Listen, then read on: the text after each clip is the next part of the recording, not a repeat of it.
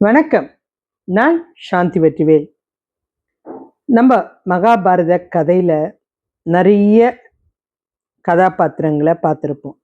ஆனால் ஒவ்வொருத்தருக்கிட்டேயும் ஒவ்வொரு குணமும் செயலும் ஆச்சரியமாக இருக்கும். அதை நிச்சயமாக நம்ம வாழ்க்கைக்கு பயன்படுத்தினா நம்மளும் சிறந்த மாணவர்களாகவும் சிறந்த ஒரு மனிதராகவும் வாழக்கூடிய தகுதி இருக்குது.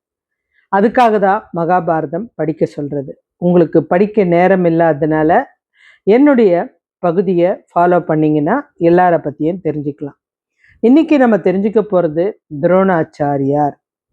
இவருடைய வாழ்க்கையில் அவமானம் தாங்க இவரை மிக சிறந்த உயரத்துக்கு கொண்டு போச்சு. இவர் ஒரு குரு தானே, எல்லாருக்கும் பாடம் சொல்லி கொடுக்குறவர், அவ்வளோதான் நிறைய பேருக்கு தெரியும். சிலருக்கு இவர் அஸ்வத்தாமனுடைய அப்பான்னு தெரியும். ஆனால் அதுக்கும் மேலே திறமை இவர்கிட்ட இருக்கிறது இன்னைக்கு நம்ம தெரிஞ்சுக்க போகிறோம். இதை நீங்கள் முழுசாக கேட்டிங்கன்னா ஆச்சரியப்படுவீங்க. ஏன்னா இவருடைய அவமானம் எப்படி இவரை உயர்த்துச்சுன்றதை நம்ம தெரிஞ்சுக்க போகிறோம். இவருடைய மனைவி பேர் கிருபி. இவங்க மிகப்பெரிய ஒருத்தருடைய தங்கச்சி. யாருன்னா கிருபாச்சாரியார். 7 சிரஞ்சீவிகள் அப்படின்றவங்க உலகம் அழிகிற வரைக்கும் உயிரோடு வாழ்ந்து கொண்டிருப்பவர்கள். அவருடைய தங்கச்சி தான், அதாவது 7 சிரஞ்சீவிகளில் ஒருத்தர் தான் கிருபாச்சாரியார். அவருடைய சொந்த தங்கச்சி தான் கிருபி. அவளை தான் திருமணம் செஞ்சுக்கிட்டாரு இந்த துரோணாச்சாரியார். இப்போ இந்த துரோணாச்சாரியார் யாரு அப்படின்னா பரத்வாஜ முனிவர். இவர் யாருன்னா சப்த ரிஷிகள், 7 ரிஷிகள்ல ஒருத்தர் தான் இந்த பரத்வாஜ முனிவர். ரிஷிகள்ல 7 பேர்ல ஒருத்தர்னா எவ்வளவு ஆற்றல் இருக்கும். அவருடைய மகன் தான் இந்த துரோணாச்சாரியார். இந்த ரிஷி இன்னும் உங்களுக்கு ஞாபகம் வரணும்னா, ராமாயண காலத்துல ராமர், சீதா, லக்ஷ்மணன் இந்த 3 பேரும் காட்டுக்கு போய் ஒரு முனிவர் ஆசிரமத்தை தேடி அங்க போய் இவங்க சாப்பிட்டாங்கன்னு கேள்விப்பட்டோம். அந்த முனிவர் வேற யாருமே இல்லைங்க, இந்த துரோணாச்சாரியாருடைய தந்தை தான் அவர். சரி, இவர்கிட்ட இருக்கிற இவ்வளோ உயர்ந்த மனிதரான இவர்கிட்ட இருக்கிற திறமைகளை பார்க்க போறோம்.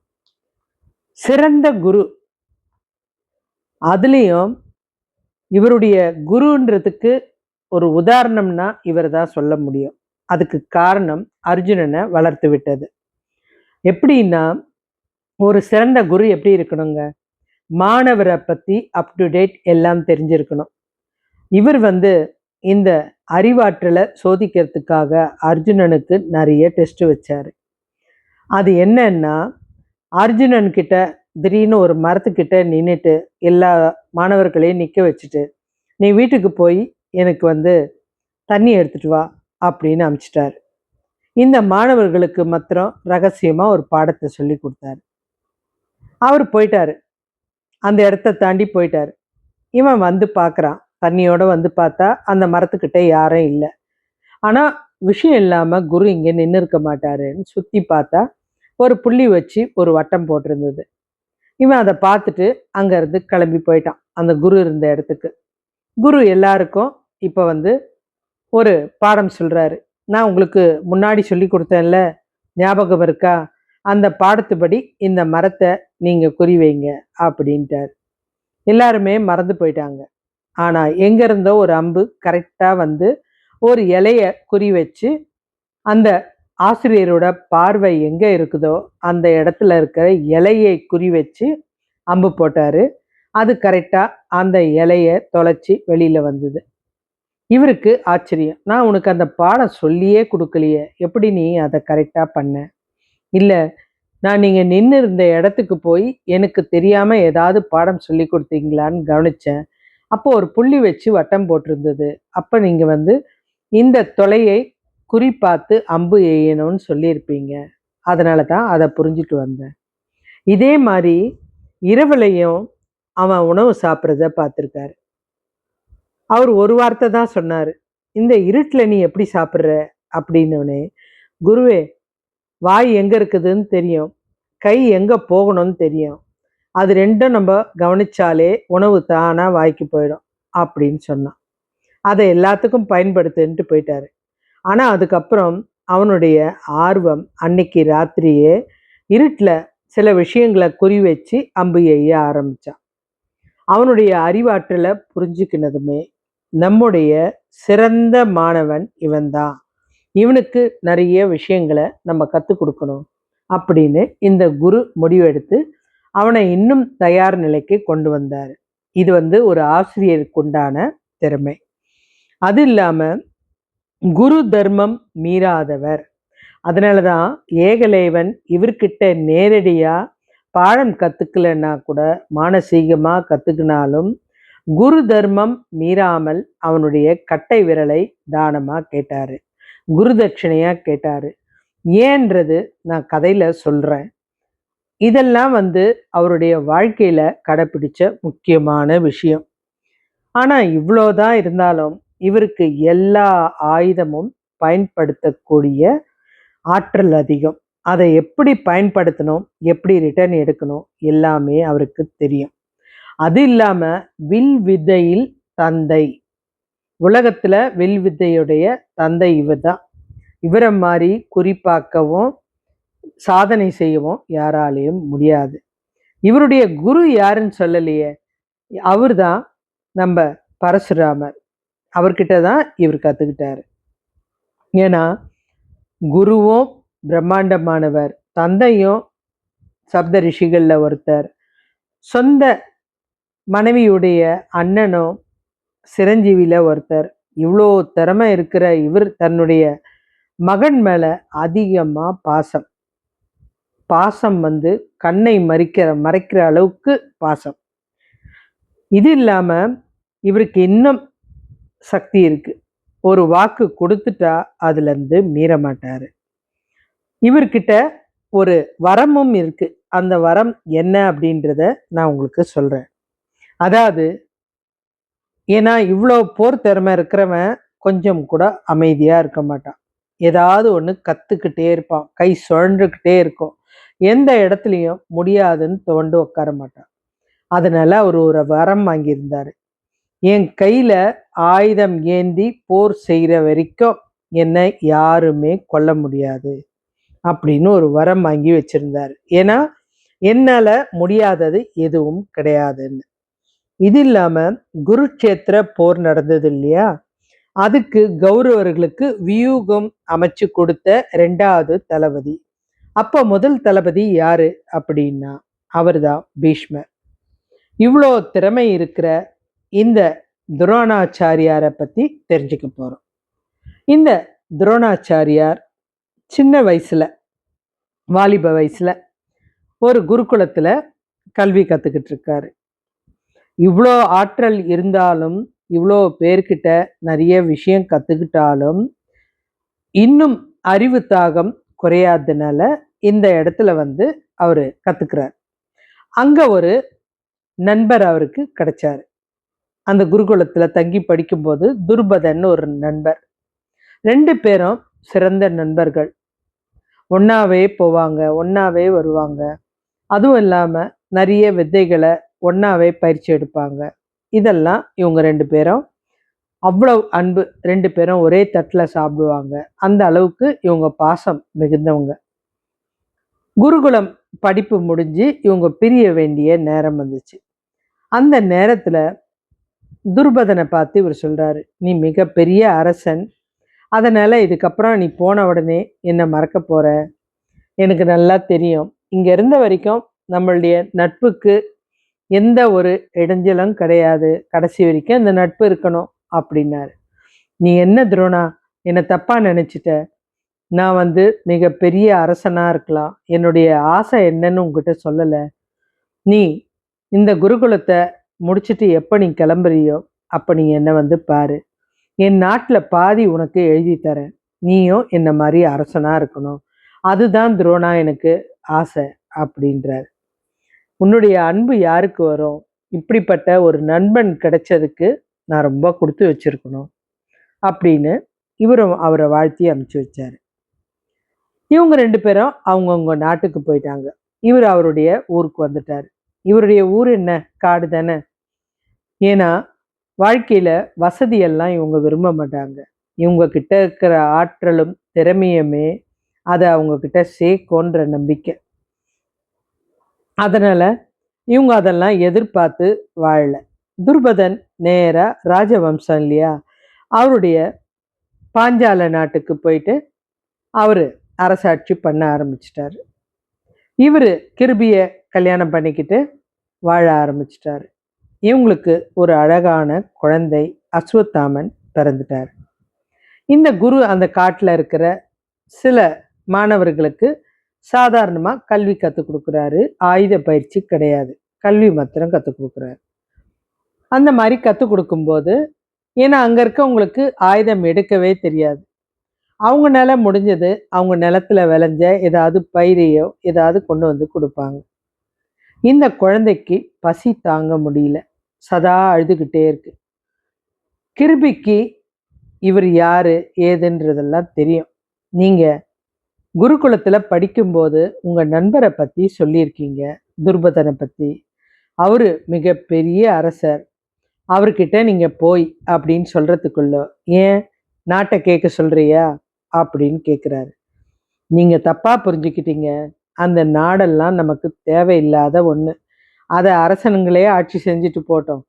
ஆனா நான் கேட்க வந்தது ஒரு பசுமாடு கேளுங்க, நம்ம குழந்தை பசியில இருக்கு, அதனால தான் கேட்குறேன் அப்படின்னு சொல்லும்போது, அதெல்லாம் போய் கையேந்தி என் நண்பன் கிட்ட நிற்க முடியாது. அவன் தான் சொன்னான்னா நான் போய் அதை செய்வேனா?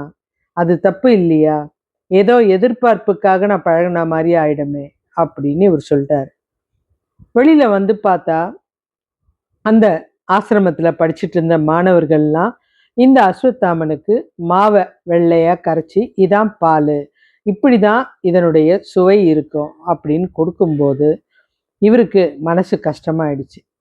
நம்ம எப்படியெல்லாம் வாழ்ந்திருக்கோம், நம்ம குழந்தைய வளர்க்குற அளவுக்கு கூட நமக்கு வருமானம் இல்லை, வசதி வாய்ப்பு இல்லை அப்படின்னு கண்ணு கலங்க ஆரம்பிச்சுது. மனைவியை கூட கேட்காம நேரா அந்த பாஞ்சால நாட்டுக்கு போறாரு. அங்க போயிட்டு இந்த அரசனை பார்க்கறதுக்காக வெளியில நிற்கிறாரு. அப்ப வந்து அந்த கவலாளி வந்து கேட்குறான், யார் நீ, எதுக்காக வந்திருக்க? துர்பதன் இருக்கானா, அவனை பார்க்கணும் அப்படின்னு சொன்னதுமே உள்ள அரசவையில பேசிட்டு இருந்த துர்பதன் கிட்ட போய் இந்த காவலாளி விஷயத்த சொல்றாரு. உங்களை பார்க்க யாரோ வந்திருக்காங்க, அதுவும் மரியாதை குறைவா துருபதன் இருக்கானா அப்படின்னு கேட்டாங்க அப்படின்னோடனே, கண்டிப்பா துரோணரா தான் இருக்கும், அதனால அவனை நான் பார்க்க பிரியப்படலை. ஏன்னா பிச்சைக்காரங்கள்லாம் பார்க்குற அளவுக்கு நிலையில நான் இல்லை. அவன் பிச்சை எடுத்தா நான் என்ன பண்ண முடியும்? நான் நாடு கொடுக்குறேன்னு சும்மா ஒரு வார்த்தைக்கு சொன்னேன், அதை நினச்சிட்டு அவன் நான் நாட்டை பாதி கொடுப்பேன்னு வந்து பிச்சை எடுக்க வந்திருப்பான், வெளியில திருத்தி அனுப்பு அப்படின்னவுடனே உள்ள வந்துட்டாரு இந்த துரோணாச்சாரியா. துருபதா, நான் உங்ககிட்ட நாடு கேட்க வரல, நாட்டை ஆள்ற தகுதியும் எனக்கு கிடையாது, அதனால நான் வந்து உங்ககிட்ட ஒரு பசு மாடை தான் தானம் கேட்க வந்தேன், என் குழந்தை பசியில துடிக்குது அப்படின்னு சொல்லி உண்மையை சொல்றாரு. துருபதன் சிரிச்சுக்கிட்டே, அவ்வளோ பிச்சைக்காரனா நீ? உன் குழந்தைக்கு ஒரு வேளை பாலை கூட கொடுக்க முடியல, நீ எல்லாம் என் அரண்மனைக்கு வந்து நின்று எனக்கு நேரெதிராக பேசுறேன்னா உன்னுடைய தரத்துக்கு நான் சமமானவன் கிடையாது, வெளியில போ. ஒரு பசு இல்லை, எதுவுமே கொடுக்க முடியாது, வெளியில போ அப்படின்னு சொல்லி அனுப்பிச்சிட்டாரு. அவருக்கு கோபம், நான் உங்ககிட்ட பிச்சை எடுக்க வரல, நீ சொன்ன வார்த்தைக்காக நான் கேட்டு வரல. உண்மையா ஒரு மன்னனா இருந்தா ஒருத்தன் வறுமைன்னு வரும்போது உதவுவான், அந்த நல்ல குணம் கூட உனக்கு இல்லைன்னா, ஒரு நட்புன்னா என்ன, நல்ல குணம்னா என்ன, எல்லாத்தையும் நான் புரிய வைக்கிறேன், நான் யாருன்றத உனக்கு காமிக்கிறேன் அப்படின்னு சொல்லிட்டு அவர் அந்த அரண்மனையை விட்டு நேரா வெளியில வந்துட்டாரு. அவர் நினைச்சிருந்தா ஒரு பசுமாடை கொடுத்துருக்கலாம், ஆனா இவரை அசிங்கம் பண்ணி வெளியில அனுப்பிச்சிட்டாரு. இவர் ஒவ்வொரு ஊரா போயிட்டு இருக்காரு. எந்த ஊர்லேயும் அவருக்கு மரியாதைன்றதே கிடையாது. ஒரு இடத்துக்கு வரும்போது அங்கே நிறைய குழந்தைங்க ஒரு கிணத்துக்குள்ள பந்து போட்டுட்டு அதை எடுக்க முடியாம யோசிக்கிறாங்க. அப்ப இவர் அந்த குழந்தைங்களை பார்த்து கேட்கிறாரு, இந்த பந்தை உங்களால கையே வைக்காம எடுக்க முடியுமா? நீங்க யாரும் கிணத்துக்குள்ள இறங்கக்கூடாது. ஆனா பந்தை நீங்க மேலே எடுக்கணும். கையே வைக்கக்கூடாது அப்படின்னு சொல்லும்போது மொத்த குழந்தைங்களுக்கும் ஆர்வம் தாங்க முடியாம இவர் என்ன பண்ண போறாரு அப்படின்னு யோசிக்கும்போது அம்பை பயன்படுத்தி ஒன்று மேலே ஒன்றா அம்பை போட்டு அந்த பால் மேலே வரா மாதிரி அழகாக செஞ்சதை பார்த்ததுமே இந்த குழந்தைங்க அத்தனை பேரும் தங்களுடைய தாத்தாவான பீஷ்மர்கிட்ட போய் விஷயத்த சொல்கிறாங்க. பீஷ்மருக்கு ஆச்சரியம். இந்த கலை தெரிஞ்ச 2 பேர் இருக்காங்கன்னா அது ஒருத்தர் பரசுராமர், இன்னொருத்தர் இவர். அப்போ இவர் துரோணராக தான் இருக்கும் அப்படின்னு முடிவெடுத்தார். ஏன்னா சிலருக்கு சில விஷயங்களை வச்சே அது யாருன்றது தெரியும். இந்த பீஷ்மருக்கு தெரியாத ரகசியமே கிடையாது. உடனே அவர் எங்கே இருக்காரு, உடனே அழைச்சிட்டு வாங்க அப்படின்றார். அவரும் வராரு. வந்ததுமே அவர்கிட்ட கேட்குறாரு, உனக்கு என்ன வேணும் அதை மாத்திரம் சொல்லு அப்படின்னு கேட்குறாரு. ஏன்னா நீ சிறந்த கலைஞன்றது எனக்கு தெரியும், உன்னுடைய திறமை என்னன்றதும் எனக்கு தெரியும், உன்னுடைய வம்ச பெருமையும் எனக்கு தெரியும். ஆனால் எனக்கு தேவை உன்னுடைய கல்வி தான். அதுவும் என்னுடைய வம்சத்துக்கு தான். கௌரவர்களுக்கு பாண்டவர்களுக்கு நீ குருவாய் இருக்கணும். இதை நீ சரியா செஞ்சு கொடுக்கணும். இந்த கலையை இனி யாருக்குமே நீ சொல்லி கொடுக்க கூடாது. தெரிஞ்சா உன் தலை துண்டிக்கப்படும். உன்னுடைய குடும்பத்தை சுத்தமா இல்லாம பண்ணிடுவேன். இந்த கலை துரோணாச்சாரியார் கற்றுக் கொடுத்தாருன்னா அது என்னுடைய வம்சத்துக்கு மாத்திரம்தான் இருக்கணும். அப்படி நீ சொல்லி கொடுக்குற அந்த கலைக்காக உனக்கு என்ன வேணும் அப்படின்னு கேட்கும்போது இருக்க இடமும் உணவும் இருந்தால் மாத்திரம் போதும். பெருசாக எதிர்பார்க்கல அவர். உடனே நம்ம பீஷ்மர் அவருக்கு இருக்க மிக பிரம்மாண்டமான இடத்தையும் பசுமாடுகளையும் உணவுகளையும் வழங்க ஆரம்பிச்சிட்டார்.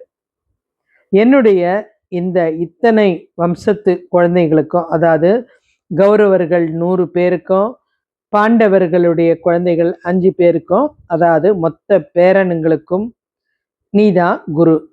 கல்வி கற்றுக் கொடுக்கலாம். வேணும்னா நீ பெத்த பிள்ளைக்கும் கற்றுக் கொடுக்கலாம். ஆனால் இந்த கல்வி இங்கேருந்து வேற ஒருத்தருக்கு போகக்கூடாது. அப்படி போனால் மாத்திரம்தான் எனக்கு கோபம் வரும். ஏன்னா ஒரு பயிற்சியை ஒருத்தர் செய்கிறாங்கன்னும் போது அந்த பயிற்சி மூலிமா அவங்க ஒரு நாட்டை வெல்ல முடியும். ஆனால் அந்த அரசருடைய பயிற்சியும் இதுவும் ஒன்றா இருக்காது. அதை வச்சே அந்த யார் கற்றுக் கொடுத்தாங்கன்றது அவங்களுக்கு தெரியும். அப்படிப்பட்ட ஒரு பயிற்சி. ஆனால் இவர் என்ன சொன்னார், எனக்கு பெருசாக இடம் வேணாம், சாப்பிட இடம் போதும், சாப்பிட உணவும் இருக்க இடமும் போதும், என் குடும்பத்துக்கு அளவுக்கு அதிகமாக வேணாம். ஆனால் குரு தட்சணை என்னன்றதை மாத்திரம் நான் உங்ககிட்ட கடைசியாக தான் கேட்பேன் அப்படின்ட்டார். இவர் இந்த மொத்த மாணவர்களுக்கும் கல்வி சொல்லி கொடுக்கும்போது முழுக்க சொல்லி கொடுக்கும்போது அவருடைய பார்வை முழுசா அந்த அர்ஜுனன் மேலே தான் இருந்தது. எல்லாருக்கும் கல்வி கொடுத்து முடிச்ச அப்புறம் அர்ஜுனனை கூப்பிட்டாரு. குரு தட்சிணைன்னு ஒன்று கேட்டேன் தெரியுமா? எனக்கு அந்த துருபதனை வென்று அந்த நாட்டை என்கிட்ட கொண்டு வந்து ஒப்படைக்கணும். அவ்வளோதான். அர்ஜுனனுக்கு எடுத்த உடனே ஒரு டஃப்பான ஃபைட்டுன்னும் போது அவனுக்கு ரொம்ப சந்தோஷம். அதனால் உடனே போய் துருபதனை சண்டை போட்டு அதை நிரூபித்து அந்த நாட்டை பிடுங்கி அவனை கைதி பண்ணி கொண்டாந்து குரு எதிர்க்க நிறுத்தினான். இது எவ்வளோ பெரிய ஒரு பிரம்மாண்டமான சபதம், யோசிச்சு பாருங்க. இந்த துரோணாச்சாரியார் வெச்ச குறி தப்பாம இந்த மாணவனை தேர்ந்தெடுத்து அத்தனை கல்வியும் கற்றுக் கொடுத்து குரு தட்சணையா நீ போய் என்ன அவமானப்படுத்தினா இல்லை, அவனை கைதி பண்ணி எங்க முன்னாடி கொண்டு வந்து நிறுத்து. அதுவும் இல்லாம அவன் நாட்டை பிடுங்கி என்கிட்ட கொண்டு வா. பாதி ராஜ்யம் தரேன்னு சொன்னால, அதை கொண்டு வந்து கொடு அப்படின்னார். இதை ரெண்டையும் சிறப்பா இந்த பஞ்ச பாண்டவர்கள் செஞ்சு முடிச்சு கொண்டு வந்து கொடுத்தாங்க. இந்த குருவுக்கு அவ்வளவு சந்தோஷம். அந்த நாட்டை வாங்கிட்டாரு.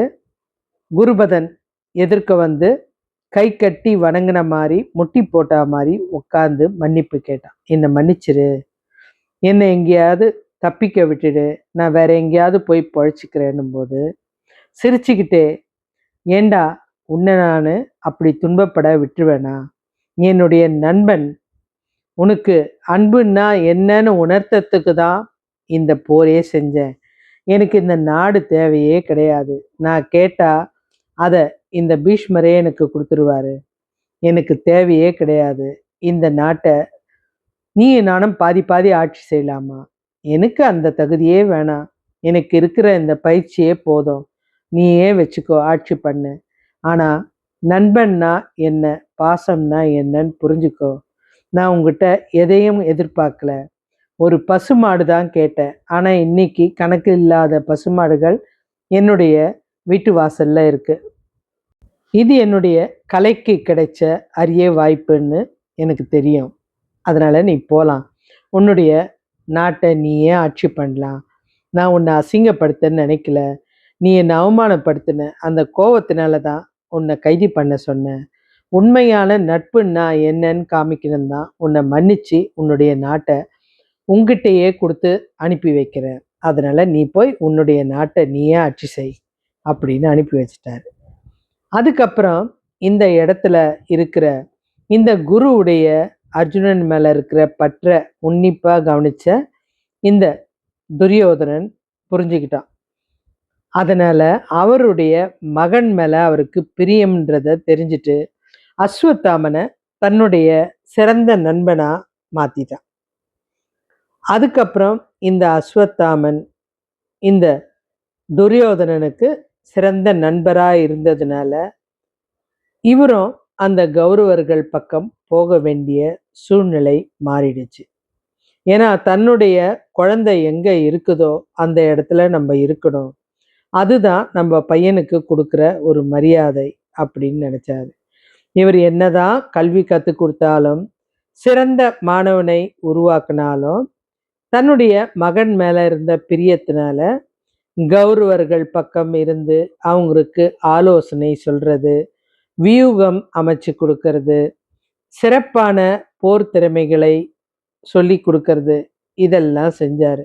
ஆனா அவங்களுடைய மூளைக்கு தான் அந்த திறமையெல்லாம் எட்டலை. ஆனா இந்த குருவுடைய அத்தனை திறமையும் உணர்ந்தவன் தான் இந்த அர்ஜுனன்.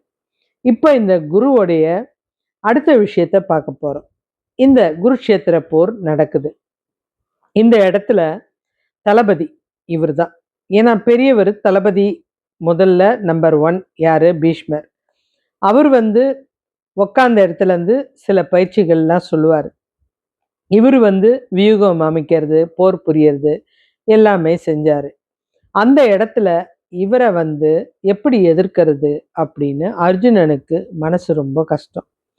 தனக்கு கல்வி கற்றுக் கொடுத்த இந்த குருவை எதிர்க்க சொல்றீங்க கிருஷ்ணா, இது நல்லா இருக்கா அப்படின்னவனே, நமக்கு ஒரு பிரச்சனை கொடுக்கறது நம்மளுடைய பிரியமானவங்களா இருந்தா கூட அதுல மாட்டக்கூடாது. அதுல இருந்து விலகி வந்துரு. ஏன்னா இல்லைன்னா நீயும் அதோட சேர்ந்து அழிஞ்சு போக வேண்டிய சூழ்நிலை உருவாகும். இது எல்லாருடைய வாழ்க்கையிலேயும் நடக்கிற விஷயம். நம்ம எது மேலேயாவது ஒரு பற்றுதல் அதிகம் வச்சிருவோம். அந்த பற்றுதல்னால என்ன ஆகும்? நமக்கு இருக்கிற திறமை மறையும். நம்மளுக்கு அது மோசமான வலை மாட்டினா வெளியில வர முடியாதுன்னு தெரியும். இருந்தாலும் தத்தளிச்சுக்கிட்டு நம்ம உயிரை போக்கிட்டு அதே இடத்துல தான் நிற்போம். இன்னைக்கு ஒவ்வொருத்தரும் செய்கிற தப்பு இதான். அதை இவர் விளக்கி சொன்னார் நம்ம கிருஷ்ணர். சொன்ன அப்புறம் சரி, குருநாதரை எதிர்க்கணும்னா நிச்சயமா அவருடைய வில்வித்தைக்கு முன்னாடி நம்ம நிற்கவே முடியாது. ஏன்னா அவரு ஆயுதம் இருக்கிற வரைக்கும் அழிவு கிடையாது. அதை வந்து அவர் ஆயுதம் இல்லாம செய்யணும் அப்படின்னு இந்த கிருஷ்ணர்கிட்ட இந்த அர்ஜுனன் சொல்றாரு, அதை நான் பார்த்துக்கிறேன் அப்படின்னு சொல்லிட்டாரு. இந்த இடத்துல இன்னொரு விஷயமா நம்ம சொல்லணும். இவர்கிட்ட நேரடியா கல்வி கத்துக்காம துரோணர் மானசீக முறையில இந்த குருவை மனசுல நினைச்சுக்கிட்டு இந்த குருவை பார்த்ததில்ல. ஆனா துரோணாச்சாரியார்னா வில் விதையில சிறந்தவர். அந்த நம்பிக்கை மனசுல இருக்க இருக்க அவனே ஒரு உருவத்தை செதுக்கி அதுகிட்ட பயிற்சி கற்றுக் கொடுக்குற மாதிரி இந்த பயிற்சி எதையும் அவன் பார்த்ததில்ல. எதுவுமே கிடையாது. அந்த ஒரு விஷயம் நமக்கு பிடிக்கும்னா அது நம்மளை தேடி வரும்ன்றது இதை வச்சு நம்ம கற்றுக்கலாம். அந்த துரோணருடைய பயிற்சி முறையெல்லாம் அவர் சொல்லி கொடுக்காம இவன் பார்க்காம மனசுல இப்படிதான் அவர் செய்வாரு அப்படின்ற எண்ண அலைகள் தானா வந்த எண்ண அலைகளை வச்சுதான் அவன் அந்த பயிற்சியை கத்துக்கிட்டான். அவன்கிட்ட எதுக்காக இவரு குருதட்சணையா கட்டை விரலை கேட்டாரு, இது அநியாயம் இல்லையா அப்படின்னு நிறைய பேருடைய குரல் இன்னைக்கும் எதிரொலிக்குது. அதுக்கு நான் சொல்லக்கூடிய காரணம் என்னன்னா, இது நியாயமான ஒண்ணுதான். ஏன்னு கேட்டா, இந்த துரோணாச்சாரியார் ஏகலைவன் கிட்ட கட்டை விரலை கேட்கலன்னா அவர் உயிரோட வாழ முடியாது. அதை விட முக்கியம், அவருடைய மகனும் அழிக்கப்படுவார். எப்படின்னா, இவருடைய வாக்குதான் அதுக்கு காரணம். பீஷ்மர்கிட்ட என்ன வாக்கு கொடுத்தாரு? எனக்கு தெரிஞ்ச அத்தனை கலையும் உன் வம்சத்தை தவிர யாருக்கும் சொல்லி கொடுக்க மாட்டேன். மீறி சொன்னால் உன்னுடைய தலை துண்டிக்கப்படும். இது காலம் காலமா ஒரு ராஜாவுக்கு எந்த குரு இருக்காரோ அந்த குருக்கு தெரிஞ்ச அத்தனை கலையும் அப்படியே அந்த வம்சத்துக்கு சொல்லி கொடுப்பாங்க. அந்த வம்சத்தை தவிர வேற யாருக்கும் கற்றுக் கொடுக்க கூடாது. அதுக்கு அவங்க கொடுக்குற பரிசு அவங்களுக்கு ஒரு நாடை கொடுக்கலாம். அவங்களுடைய கடைசி வரைக்கும் அந்த வம்சம் வாழறதுக்கு உண்டான வழிவை அவங்க செஞ்சு கொடுத்துருவாங்க.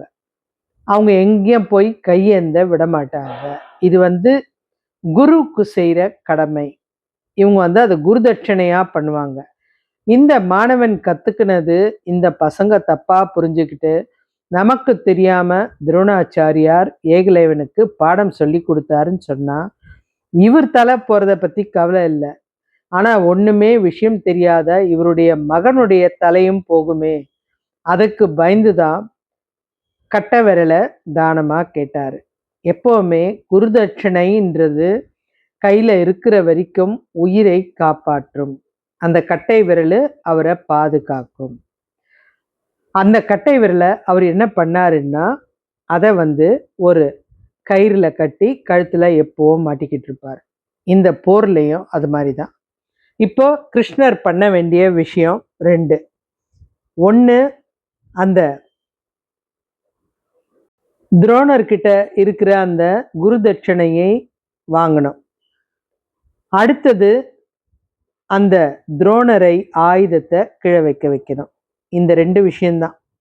அதனால ஒரு பிராமண அவதாரம் எடுத்து கிருஷ்ணர் அவர்கிட்ட என் பொண்ணுக்கு கல்யாணம் வச்சிருக்க, ஏதாவது நீங்க எனக்கு தட்சணையா கொடுக்கணும் அப்படின்னு கேட்கும்போது என்கிட்ட எதுவும் இல்லை அப்படின்னும் போது நீங்க கழுத்துல போட்டிருக்கீங்களே அதை கொடுங்க, அது கூட எனக்கு ஒரு விதத்துல பிரயோஜனமா தான் இருக்கும் அப்படின்னு கேட்கும்போது இவர் இல்லைன்னு சொல்ல முடியாது. திருமணத்துக்கு யாராவது கையேந்தி நிற்கும்போது இல்லைன்னு சொல்ல முடியாது. நம்மளால முடிஞ்ச 10 ரூபாயாவது கொடுத்தே ஆகணும். இது அந்த காலத்துல ஒரு முறையா இருந்தது. அதனால தான் அந்த கழுத்துல இருந்தது கட்ட விரலா இருந்தாலும், ஏன்னா அந்த இடத்துல அவரால் பொருள் திரட்ட முடியாது. தன்னுடைய குருதட்சணைய ஒருத்தருக்கு கொடுக்குறாருன்னா அதுவும் சிறந்த ஒரு தானம்தான். அதை தான் கிருஷ்ணர் தன்னுடைய புல்லாங்குழல்ல அந்த ஏகலைவனுடைய கட்டை விரலை வச்சுக்கிட்டாரு அப்படின்னு புராணம் சொல்லுது. அதை அவ்வளோ மதிப்பு வாய்ந்த அந்த கட்டை விரல் ஏன் அதை அப்படி வச்சுக்கிட்டாருன்னா இவருடைய சூழ்ச்சியால தான் அந்த கட்டை விரல் இந்த துரோணாச்சாரியார் வாங்கினாரு. எதுக்காக வாங்கினாருன்னா அவருக்கு அந்த கட்டை விரல் நல்லா இருந்துச்சுன்னா கண்டிப்பா கௌரவர்கள் பக்கம் போயிருப்பாங்க. யாரு? அந்த ஏகலைவன். அப்படி போயிருந்தா ஒரு விஷயம் நடந்திருக்கும். ஒரு துரோணாச்சாரியாரே இவ்வளோ வலிமையானவர்னா, துரோணாச்சாரியாருக்கு சமமான இன்னொரு ஏகலைவனும் அங்கே இருந்தா, பாண்டவர்கள் தோற்கக்கூடிய வாய்ப்பு அதிகம் இருந்தது. அதனால தான் அவருடைய கட்டை விரலை வாங்கக்கூடிய இவருக்கு அந்த எண்ணத்தை உண்டாக்குனது கிருஷ்ணர் தான். ஒவ்வொரு விஷயத்துலையும் ஒவ்வொரு ரகசியம் இருக்குன்னு சொன்னேன் அதான். அதனால தான் அந்த கட்டை விரலை மதிப்பு கொடுத்து அவர் தன்னுடைய எனக்காக இழந்தான். ஆனால் அவனுடைய அறிவால் கற்றுக்கினான். இருந்தாலும் அதுக்கு நான் மரியாதை கொடுக்கணும் அப்படின்னு அந்த கட்டை விரலை தன்னுடைய புல்லாங்குழலில் வச்சுக்கிட்டாரு. இப்போ ஆயுதம் இருக்கு. இவரை எப்படி தோற்கடிக்க முடியும்னா, அப்பதான் தர்மர் சொல்ற எந்த விஷயமும் இவர் நம்புவார். ஏன்னா தர்மர் பொய் சொல்ல மாட்டார். அப்போ ஒரு பாசம் தான் இவர் அழிக்கணும் அப்படின்ட்டு கிருஷ்ணர் யோசிச்சு பீமனை கூப்பிட்டு, நீ போயிட்டு தர்மர்கிட்ட அஸ்வத்தாமன் அப்படின்னு நீ ஆரம்பி. அஸ்வத்தாமன் யானை இறந்துருச்சு. யானைன்றத கொஞ்சம் மெதுவா சொல்லு. அஸ்வத்தாமன் யானை இறந்துருச்சு அப்படின்னு மெதுவா சொல்லு. அதுக்குள்ள நான் சங்கோலியை கிளப்பிடுறேன். ஒரு மரணம் ஏற்பட்டா அந்த போர்க்களத்துல சங்கோலி வரும். உடனே யாரோ இறந்துட்டாங்க பெரிய தலை அப்படின்றது புரிஞ்சிடும். அந்த மாதிரி இவரு தர்மர்கிட்ட போயிட்டு இந்த பீமன் சொல்றாரு, அண்ணா அஸ்வத்தாமன் என்ற யானை அப்படின்றதுக்குள்ள சங்கோலி கேட்டுச்சு. அஸ்வத்தாமன் இறந்து விட்டான் அப்படின்னு அவர் சொல்லிட்டாரு. தர்மரே சொன்னதுனால இந்த துரோணாச்சாரியார் இடிஞ்சு போய் தன் கையில இருந்த ஆயுதத்தெல்லாம் கீழே போட்டுட்டு, நிர்கதியா இனி யாருக்காக நான் வாழணும்? எனக்குன்னு என்ன இருக்கு? உலகத்துல பிடிச்சது என்னுடைய மகன். அவனே போன அப்புறம் நான் எதுக்கு வாழணும் அப்படின்னு அங்கேயே தவத்துல உட்கார்ந்துட்டாரு. அர்ஜுனன் இந்த நேரத்துல அவரை தாக்கிறதுக்கு வசதியா ஆயிடுச்சு. எந்த எதிர்ப்பும் தெரிவிக்கல. அதனால அவரை அர்ஜுனன் அழிச்சிட்டாரு. இவரு தன்னுடைய மகனுக்காக எதிராளி கூட்டத்தில இருந்து செய்யக்கூடாத தவறுகளை எல்லாம் செஞ்சாரு. அர்ஜுனனுடைய மகன் இறக்கிறதுக்கு அவரும் ஒரு காரணம்.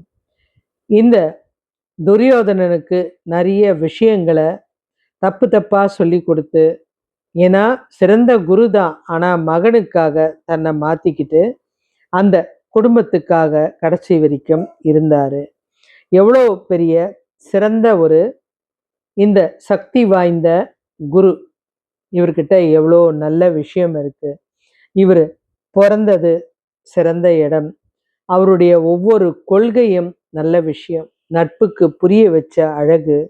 தன்னுடைய மகன் மேல ஆசைப்பட்டா கூட தன்னுடைய மகன் வளர்ச்சிக்காக அது மோசமான இடம்னு தெரிஞ்சோம் அந்த இடத்துல தன்னை இணைச்சிக்கிட்டது எல்லாமே அந்த ஒரு பாசம் தாங்க.